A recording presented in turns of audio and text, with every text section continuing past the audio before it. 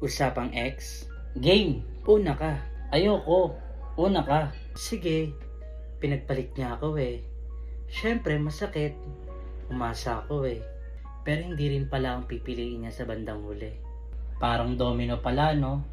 Nahulog ka sa kanya, pero nahulog naman siya sa iba. Eh ikaw, anong ginagawa mo dito sa Vibe Link? Eto, naghanap ng bagong kaibigan, bagong makakausap. Tsaka sabi kasi ng mga kaibigan ko, dito daw sa Vibe Link, marami daw makakausap na mga magaganda at mababait pa. Tama ka dyan, tulad ko. Joke. Tama ka naman, maganda ka na, mabait ka pa. Bolero. O nga pala, by the way, bumalik nga tayo sa topic about ex. She died.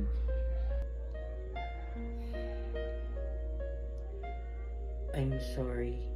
So, what your message for her? I thank her for letting me move on with my life. Dahil kung hindi ko rin matututunan mag-go on. At hindi mo ko makikilala. At hindi rin ako makakangiti ulit. Alam mo ba? Malaki pasasalamat ko sa mga kaibigan ko dahil sinabi nila sa akin itong Vibe Link daw, ito daw yung magpapangiti at magbibigay kulay ng mundo ko ulit. Alam mo, tama nga sila.